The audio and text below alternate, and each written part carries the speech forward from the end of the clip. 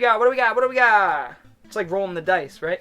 Richard Grieco, Ice-T, Angie Everhart, Andrew Dice Clay. That's a cast. Point Doom. I don't know, guys. Art Camacho. There you go. Art Camacho pops up again. He directed Recoil, the one I showed earlier, Gary Daniels' film, which is great. So maybe this is pretty good, too.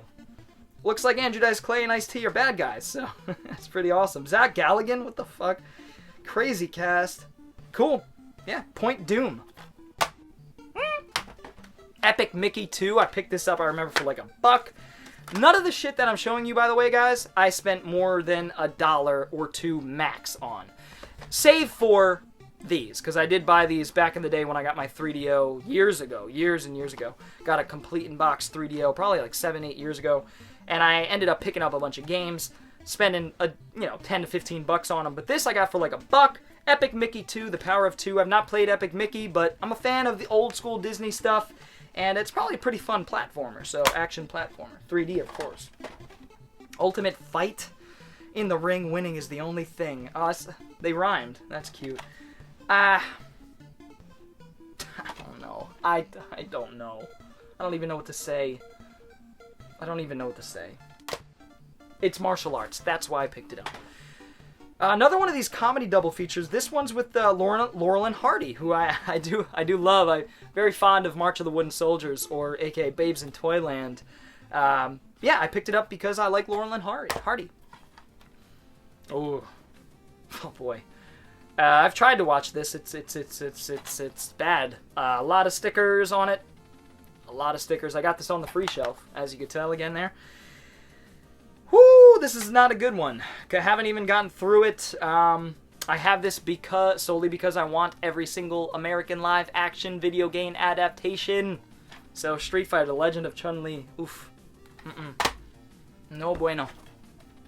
Sahara. This, I gave this a whirl once and I wasn't too impressed. This is based on Clive Cussler novels. Dirk Pitt is played by McConaughey here. This is McConaughey's Indiana Jones. That's what they're going for. It just has too much of a flashy... it was in a time where things were getting really experimental with editing and like a lot of fast cuts and camera movement when it's not needed, and just... I don't know. I remember it was okay when I was watching it, but I didn't finish it. I probably passed out. Breck Eisner, who's done some films I like. I don't remember what, though. But yeah, Sahara. I'd like to get that on Blu-ray and give it a fair shot. Comedy triple feature, Running Scared, Cadillac Man, The Couch Trip. The only one I've seen is Running Scared. That's a Peter Hyams movie. Buddy cop movie with Billy Crystal and Gregory Hines. A good movie, a solid buddy cop crime movie. Comedy action sort of film. With great performances, great chemistry between these two guys. I haven't seen Cadillac Man or The Couch Trip, though. So, one day. Nice. Journey to the Center of the Earth, starring Treat Williams. I love Treat Williams, especially in these sorts of movies. This looks ridiculous. It's a miniseries, a TV miniseries, I think, from the Hallmark. Yeah, Hallmark. It's directed by George Miller, and no, not the George Miller that you're thinking. There was another George Miller. The guy who did A Never-Ending Story 2, and some other shit. So, this I'm not expecting much, but I love these old, 19th century stories that are still surviving, and Journey to the Center of the Earth it's just one of those old stories, so that's why I have it, and I'm sure I'll get some enjoyment out of that one. Yo-Yo Mission, Yo-Yo Girl Mission, or Yo-Yo Mission. I mean, I picked it up because it's an action movie where the female leads kill people with yo-yos. I mean, some of these things I don't even need to justify. Like, that's a no-brainer. Water break. Deliverance, weird. This one, I don't know how this made its way into the box, but John Borman's Deliverance, this is a great film that has horror tinges. It's moments where it really starts to delve into horror territory. If you've seen it, you know what I mean. Squeal like a pig. And a really cool movie, really cool sequences, holds up really well. Burt Reynolds is great, as usual. Strapped, I picked this one up because I love early to mid-90s hip-hop movies. Movies inspired by the hip-hop movement that was going on, of course, the late 80s into the 90s, but I think hip-hop, for me, personally, really hit its stride in 9-4 to 9-6, and this came out around that time, and, that is strictly why I picked it up. Also, it's directed by Forrest Whitaker, so I don't know if it's the first film he directed, the only film. I don't know. Young Bokeem Woodbine is in this. Michael Biehn is in it as McCrae, who sounds like a cop, like an Irish cop or something. So, yeah, strapped. Picked it up for those reasons. King of the Rocket Man. I picked this up because it's an old cereal. I snag all the cereals I can find. Even though they're usually public domain and released in a shoddy format, this looks cool. And to be quite honest, holy shit, what does that remind you of, those screenshots? The Rocketeer much? Wow. Same thing with that, you know? Straight up. Huh, I wonder if the Rocketeer was inspired by King of the Rocket Men. Probably.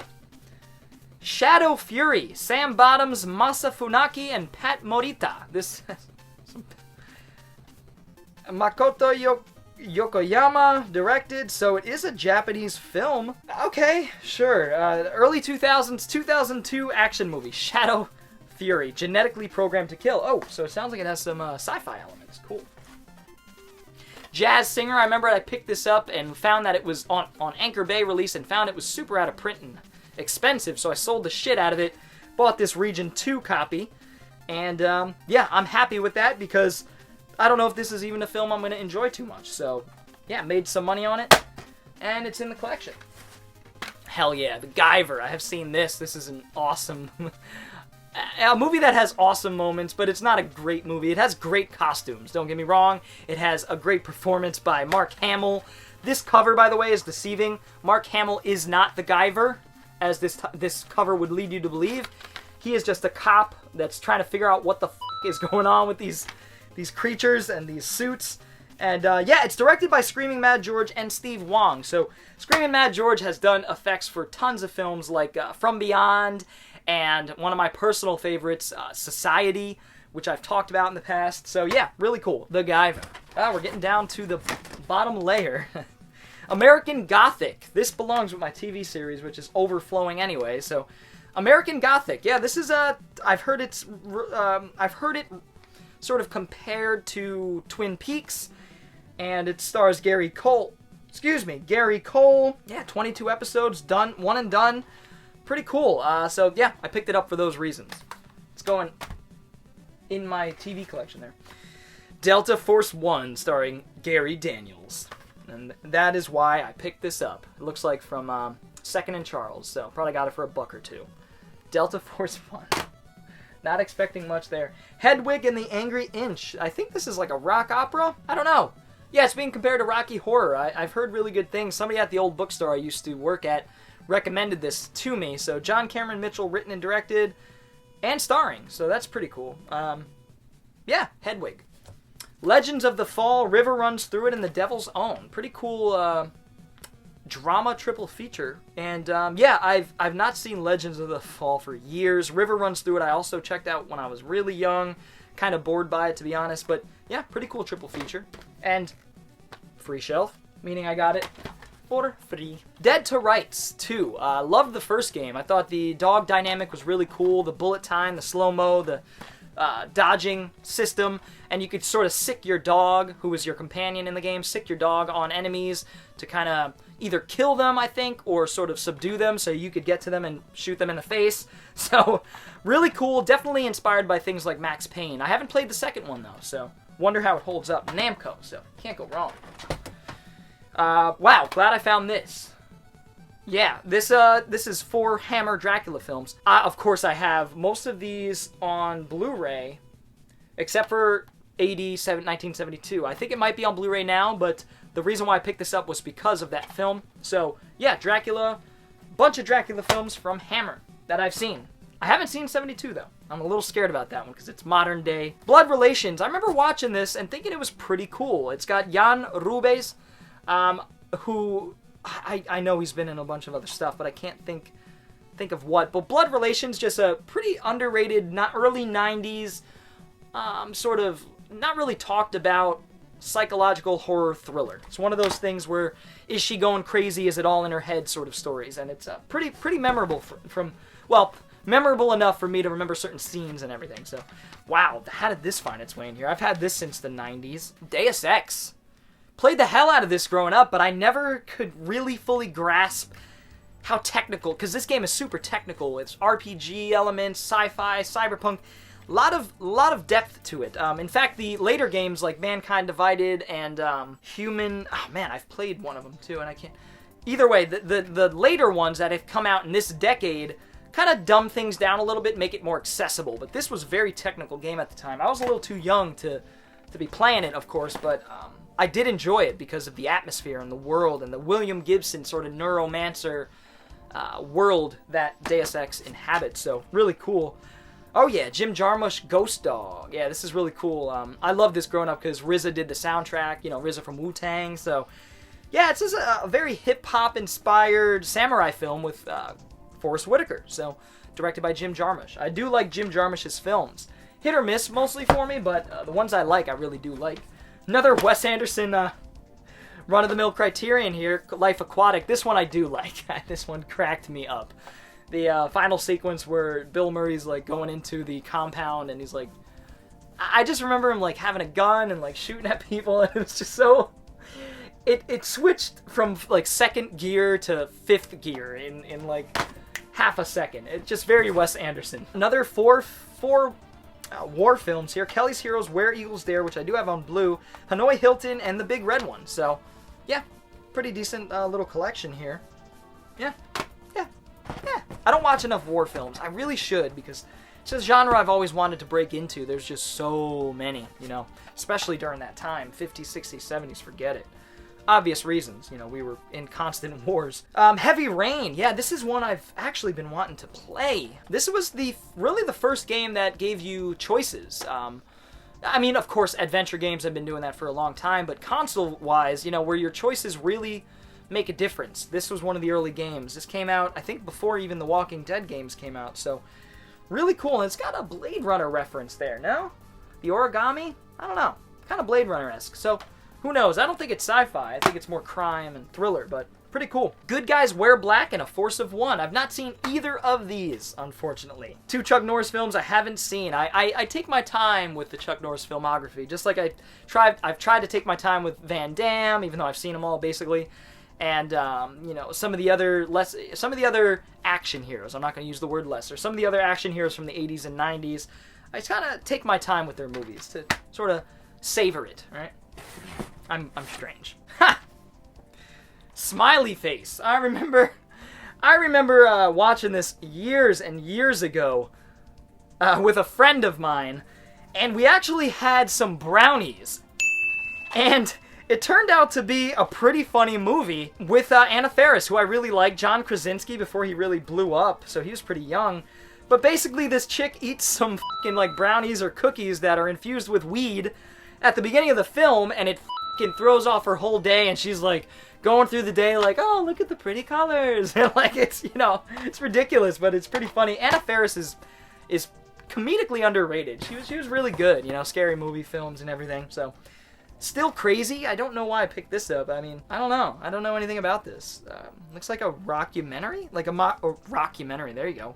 A rock mockumentary. Not unlike Spinal Tap. Looks like they're going for that. So it's being compared to the Full Monty. So maybe it is more narrative. I don't know.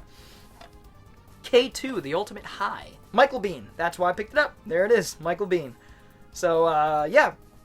I don't know. An action-adventure survival film with Michael Biehn. Cool. I love Michael Biehn, man. He was everything he was in at least has him. You know what I mean? It's one of those actors where it's like, it's just fun to watch him. His presence, his charisma. He's just a unique actor.